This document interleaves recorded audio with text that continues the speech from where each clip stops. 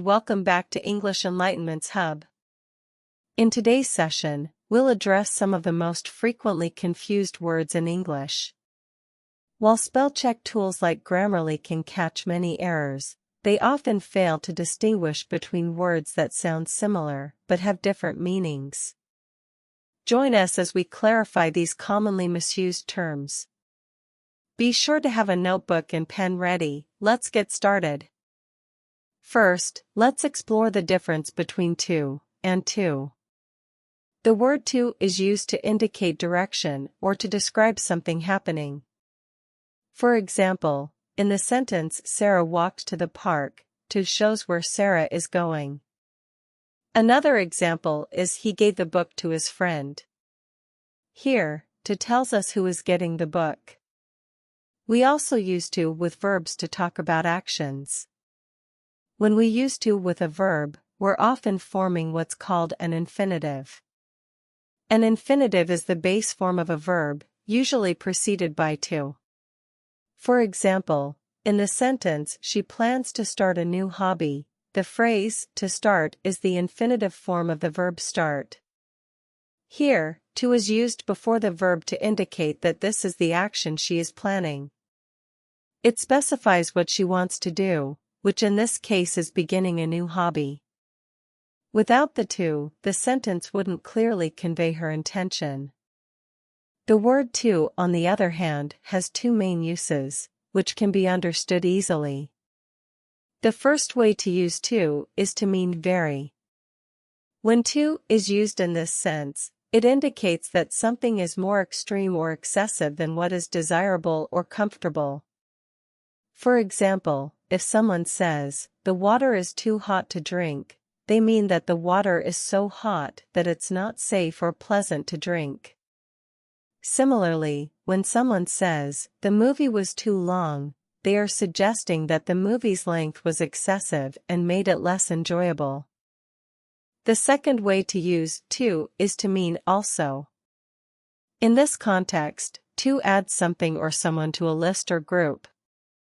For instance, if someone says, "I want to go to the park too," they are expressing a desire to join others in going to the park, in addition to whatever else has been mentioned. Similarly, if it is said, "She invited John to the party too," it means that John was included in the list of people invited, along with others who were already invited. So, to can either show that something is excessively extreme or add someone or something to a group or list. The next pair of words we're going to talk about is then and then. Then is used when you want to compare two things. It helps you show how one thing is different from another. For example, if you say, "Sarah is better at math than Tim," you are comparing Sarah and Tim to show that Sarah has more skill in math compared to Tim. Another example is, "This shirt is more expensive than that one." Here, you are comparing two shirts to indicate that one costs more than the other. Then, on the other hand, is used to discuss time or sequence. It helps you explain what happens in a specific order. For example, if you say, "First we went to the zoo, and then we had dinner," you are showing that going to the zoo happened first and having dinner happened afterward. Another example is, "She finished reading her book, and then she started a new one." This means finishing the book came before starting the new one. Next, let's look at there, and there. There is used to show that something belongs to a group of people. It is the possessive form of they. For example, if you say, "The students finished their homework," it means the homework belongs to the students. Another example is, "The cats played with their toys." This means the toys belong to the cats. There, on the other hand, is used to talk about a place or location. It helps you point out where something is happening or where something is located. For instance, if you say, "The kids are playing over there," you are telling someone that the kids are playing in a specific place. Another example is, "I left my keys over there on the counter." This means the keys are located on the counter in that specific spot. There is a contraction of they are. It combines the words they and are into one. For example, if you say, they're excited about the trip, it means they are excited about the trip. Another example is, I think they're going to win the game. This means I think they are going to win the game. Now, let's explore loose and lose. Loose is usually an adjective. It describes something that is not tight or is not held firmly in place. For example, if you say, the dog's collar is loose, it means the collar is not snug on the dog's neck and could slip off.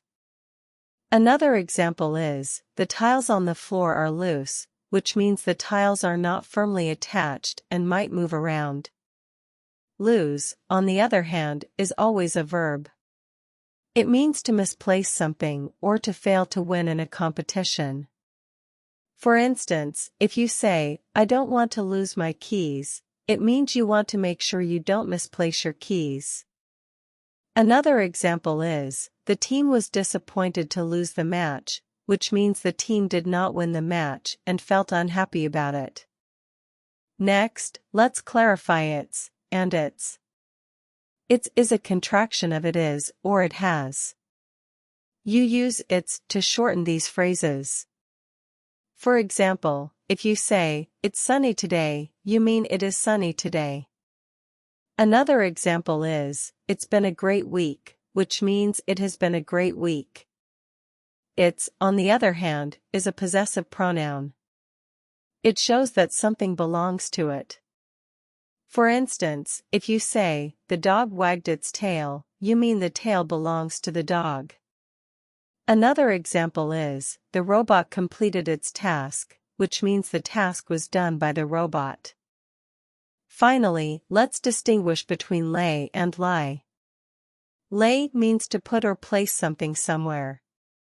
For example, if you say, she will lay the keys on the table, it means she will put the keys on the table.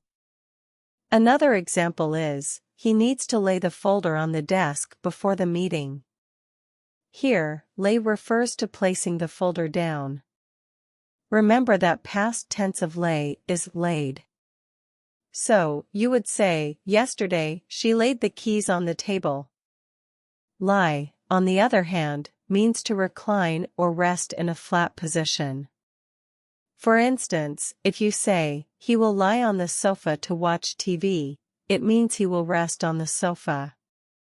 Another example is, the cat likes to lie in the sun by the window.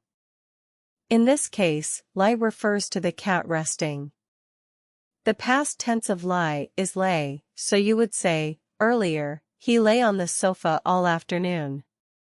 If you found this video helpful, don't forget to subscribe to my channel for regular updates. Bye.